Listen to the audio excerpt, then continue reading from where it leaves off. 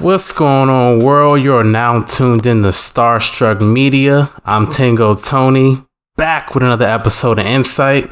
And today we have a very special guest, producer, college student. Let's welcome to the show, Datkidchris. How you doing, man? Appreciate you having me. Hey, thank you for taking the time to come over here to talk to me and chop it up. I know you're busy with school and music and everything, so I really appreciate that, man. Thank you. Yeah, no problem, bro. So let's go ahead and get right into it. So I was reading your interview you did for the Hampton Script, and it said you started producing in 2016, correct? Yes, summer 2016. Okay, so from summer 2016 and then November 2017, that's when PnB Rock recorded Middle Child, correct? Yes, sir. Yeah, November 2017. It was actually on my birthday, on the 22nd of November. Okay, happy belated birthday, by the way. Yeah. Okay.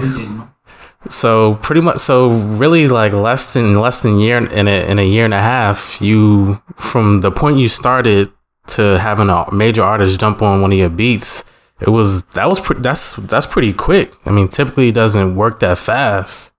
Yeah. So like, could you walk me through like that, pretty much the point from when you started to that moment where he recorded the song? Yeah, most definitely, man. So yeah, how I started, I've always been like a big fan of like, hip hop and everything. And, something that really like I always loved like Drake's albums, like his album production was always amazing. And at first I wanted to do like hip hop and stuff, like be like a rapper. But when I tried it, I was horrible. Like I tried doing like my own like freestyle or whatever. Everyone in school said, "Yo, this is trash." So I was like, "You know what? Let me try the producing route." But the thing was, at the time, I started looking into like who were the producers behind like these beats and stuff, and I found out about like Metro Boomin, Southside, Pierre Bourne, who I actually met when I first started. Actually, it's kind of crazy. So, yeah, pretty much how I started was I downloaded FL Studio. Then I realized, you need like all these VSTs and these plugins and stuff. And I didn't really have any money. Or I didn't even have like my own keyboard at the time. So what I did was I got a job at Burger King. And it was like summer 2016. I just got my working papers. And I worked at Burger King for a week. Made like $100 on my first MIDI keyboard. It was something small, nothing big like I got now. But yeah, I got that, and then I just kept rolling, man. I was just going, and I was always trying to like figure out like how to get better and stuff, because it's always like that hunch. Like usually when you first start, it's kind of like either like I found with like most producers when I was in high school and stuff, they would tell me like, you know what, like it's either something like you're gonna stay at or like you're gonna completely hate it. So at first I started with Ableton, which was free to download, and I didn't really like that. So I used FL Studio, and man, it was like a video game to me. I was just hacking, doing it every day. And man, I just stuck with it until it worked out, man, honestly. And along the way, man, I was, contacting big producers at the time because, I was trying to get placements and stuff or like figure out like how this stuff works. And the first producer I actually met at the time, Fetty Wap, was going crazy because, I'm from New Jersey. And, he had the My Way at the time, which I forget who produced that, but I met Young Land. I'm not too sure. Are you familiar with Young Land? Yeah, he's worked with like Kevin Gates and I think NBA YoungBoy and a lot of artists. He's based out of Virginia, correct? Yeah. Okay. So he did like a lot of production for Fetty Wap. And I had found his Snapchat, and I Snapchatted him and asked him like, "Yo, what do you use and stuff?" He told me the keyboard to get. He just said, "Just keep going at it." So I started using that, and then I first started just posting to Instagram like beats and stuff. Even though it sounded terrible at the time, I'd always tag producers and stuff, give feedback. And one time I tagged Pierre Bourne when I first started. And he was like, he commented back, actually. He was like, "Man, this is trash." I was still discouraged. Oh, wow. Like 2 months into it. And he DM'd me after it. He was like, "Hey, bro, like, no bad vibes." And he kind of really motivated. He was like, he just started giving me motivation and stuff because I told him I was just starting. He was like, I reminded him of him. He was younger, just starting off. And hearing that, man, was crazy. Because I was like, yo, and this was before he had Magnolia. Like, it was probably like, because I think Magnolia came out in 2017. But I was talking to him in 2016. So, like, during this time, like, Instagram wasn't too, like, producers weren't as big of the brands as they are now. And everyone wants to be a producer now. So, like, back then, it was kind of easier to network back then. So, yeah, pretty much what I did was I just kept going at it. And I kept doing it for like a year, and I really love basketball. Like I was always like a basketball player, but what I did was I started falling in love with music more. So it kind of like straight away because I was really good at basketball. Actually, like, I probably could have played basketball in college and stuff, but I was just so focused on the music. It was kind of hard to balance. I still played basketball and stuff, but I was always doing the music. I was like screw this, I'm gonna just focus on the music. So in the November of 2017, I'm on like at this time I'm using Twitter because like Twitter at the time it wasn't popping like Instagram. So I just started tagging artists and stuff, seeing if I can get something going. And then one day, PnB Rock, I think he just makes a post, and I just tag him in the thing in like a beat. Everyone's going crazy in the comments. They're like, "Yo, like I can really hear PnB on this beat." 'Cause at first I'm like, I don't know who I hear. My friend told me, "Yo, PnB would go crazy on this." PnB at this time, I don't think he really. I mean, his career was going up, but I don't think he was like as like known. He was more like because I'm from New Jersey and like the tri-state region, like he's really big in like the tri-state area. So I was like, you know what, let me try and go for him. So at the time, I just tag him and everyone's going crazy in the comments, like tagging him and stuff. And he DMs me. He's like, yo, I need this beat. And he's texting me his number. I'm like, yo, like this is crazy. Like I was listening to his music at the time, like, yo, I'm a big fan and stuff like that. So what I do is he sends me his number, I text him the beat, and I couldn't believe it because I was like, yo, this is crazy. So I shut my phone off, which I regret after I sent him the beat because I don't know what he's gonna think because this is the whole beat. And I wake up the next morning and I had a FaceTime notification from PnB Rock. He sends me like a picture. It was like a photo, a screenshot of him and XXX Tentacion when they were recording the song. They were like, "Yo, answer the phone, man." We made a hit. Wow.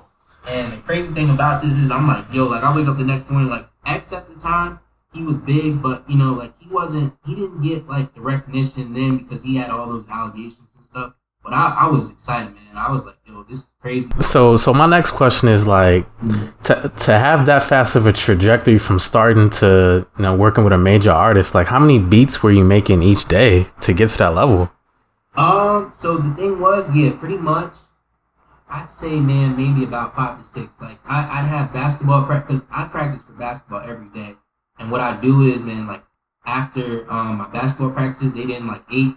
I'd just be going like all night till like 2 in the morning, 3 in the morning. I'd be tired. I'd get up, but like at the time, I had so much energy because I'm in high school, I'm young.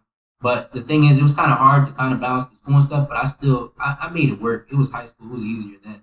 But yeah, I just man, I did as many as I could a day. And honestly, what really helped me, I was looking at YouTube tutorials and stuff like how to do this. I wasn't really into the music theory back then. Like the crazy thing is, I didn't even know any music theory at the time. I made that beat, which is crazy. Mm. So how has life changed for you since that placement? Yeah. So the thing is, after I got that placement, a year after that, I had signed to a production company under Meek Mill. It's called Free Exchange. And the thing is, the situation, I don't really want to get into it too much, but yeah, it didn't really work out. But through like that situation, I got like a lot of like I met like a lot of people through that, and I got a Playboy Cardi placement through that. But yeah, life's been great. The song went gold. I had my plaque. It hit the Billboard Hot 100. Man, it was crazy, man. But yeah, through my production deal at the time, which I'm no longer under, I got to meet Juice World. I actually was supposed to have a song with Juice World. Like he had like RP Juice. He had a studio session, like a writers camp with my label. And the crazy thing is, I'm not too sure if you know DP Beats. Yeah, he used to work with Chief Keef a lot, and Yeah. Yeah, he's heavy in like with Uzi's production. Well, we were under. Well, I wouldn't say. I don't know if we were. I won't. I don't want to say if we're under the same. But he was kind of like a contact at the time. Like I was talking to him and stuff like that. And the person who I was signed to, DP Beats would send beats to him too. And DP Beats had a Juice World placement that same night, and Juice was supposed to record to my beat after because he liked it, but he had a flight to catch for the tour, so he couldn't record to it. But I got to meet him on FaceTime. He was like, "Man, your beats are fire." So like RP Juice, and also yeah, I got a Playboy Cardi placement through that production company. So crazy thing is, Playboy Cardi had a studio session with Meek Mill, and it was right before his Die Lit tour. And he had and it's kind of crazy because I always miss like the time when I get placements. Like this was like 4 in the morning. I get a FaceTime call. I'm in my dorm room, and my roommate's like, "Yo, man, like turn your phone on." But, like, cause I'm always up late, so he's always like, "Yo, man, like can you turn it down or whatever?" Because I'm always making my beats and stuff. So the thing is, I go to sleep like 3 in the morning. 4 in the morning, I get this FaceTime call, and he's like, "Yo, bro, like I know you probably sleep, man, but you got this crazy placement, crazy song with Cardi." And at the time when I'm like, "Yo, like I kind of hear it, but I think I'm sleeping. Like it feels like a dream." But I'm like, let's play with Cardi. So I wake up, and the crazy thing is, I never hear this song again for like 2 years. Like the crazy thing is, like the snippet recently came out. Like someone hacked his Snapchat and posted the snippet.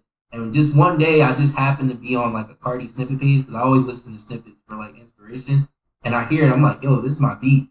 So I post the snippet. Fans been going crazy for it. They went on the deluxe for a whole lot of red, but I don't know. I mean, Cardi's on like a whole different sound now, so I don't really know. But I hope, I believe things happen for a reason. So I think, one day, hopefully, we reconnect, make it happen. Yeah, for sure. Definitely speak it into existence. And RP Juice WRLD as well, young legend. And RP Nipsey Hussle too. I met him too in the studio. He had a studio session with Meek Mill, and the person I was signed to had FaceTime me. And Nipsey Hussle, like he's crazy. Like his energy is crazy because like everyone in the room, they're so focused on what they're doing. But Nipsey, he made sure to check on me. Like I'm in my dorm room. He's like, "Yo, man, like how you doing, man? Keep grinding." Like I'm like, "Yo," but at this time, like I'm not gonna lie, like I wasn't like a big Nipsey Hussle fan, but meeting him at the time, I was like, "Who's this?" I text my dad and tell him I meet him. He's like, "Yo, Nipsey Hussle." I'm like, "Man, that's crazy."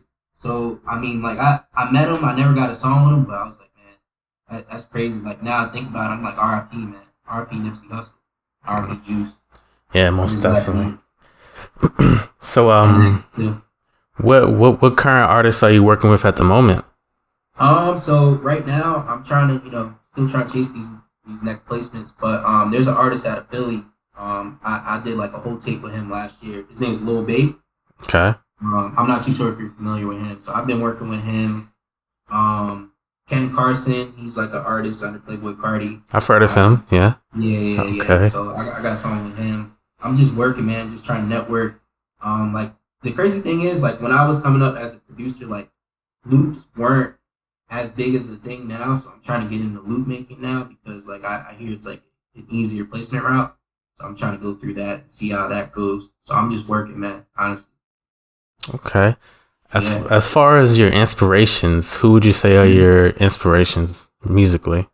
Producers or just like producer wise, yeah. Okay, so producer wise, I guess I'd say it's hard to say top, but I guess I can name a couple. So I guess Pierre Bourne, Metro Boomin, Pharrell Williams, Kanye West, and who else would I say maybe?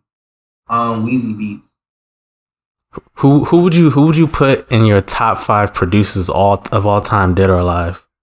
That's a hard one.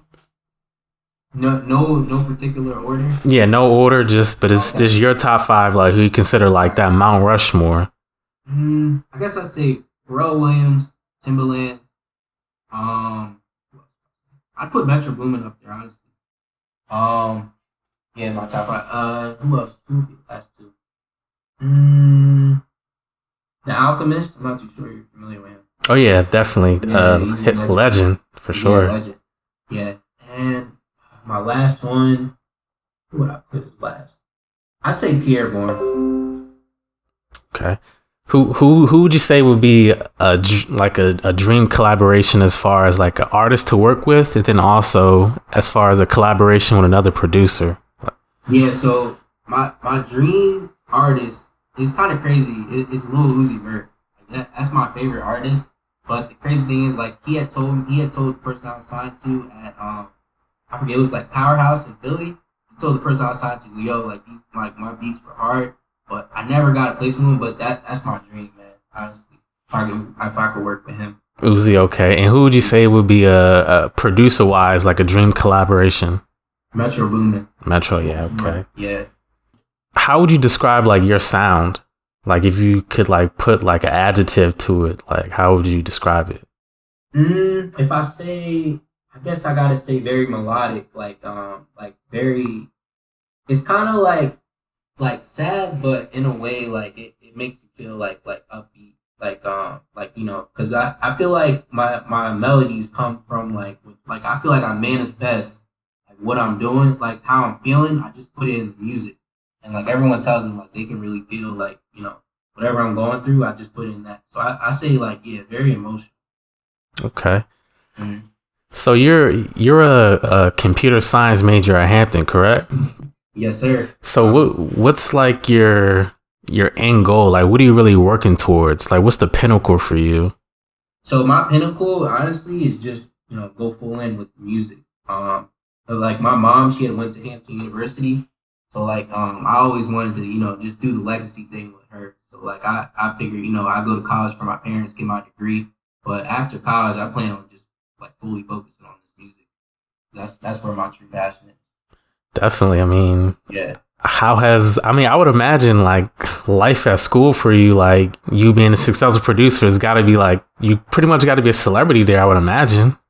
Like, Yeah, it is. Like a lot of people, they come up to me like, "Yo, man, like this is crazy," but it's kind of crazy at the same time because it's like, yo, like, I'm still like a computer science major. Like everyone's always like, why are you here? Why are you doing this? But it's like, I feel like at the same time, I want to accomplish. Like I feel like I've always been like great at academics, so I was like, you know what?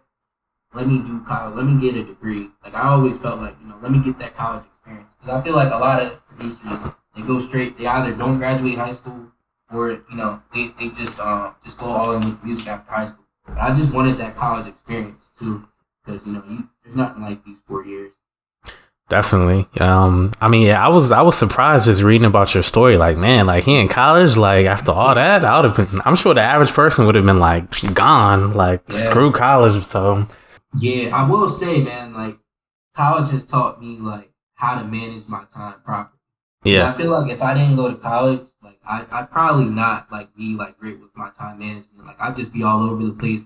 Because usually, like when I'm making beats, like if I don't have school, I'm up all night, and I wake up like 3 o'clock the next day. Like then man. half your day's gone. You don't really know. Like you got to plan. Like I have a personal planner, and I always just write down. Like I always make sure to write down like what are my goals? Like how many beats I want to make, how many loops am I doing, how many tutorials am I watching. So I think the planning of it is great with college. So it teaches you a lot about that and being independent. Yeah, I mean, I was definitely impressed with, just the fact that you're a successful music producer and also a full-time college student. Like, that's really demanding. So, like, the fact that Yeah, you're appreciate like, it, man. I mean, it really seems like you got a good hit on your shoulder. So, I mean, I salute you. Um, as far as the future, where do you see yourself in a year?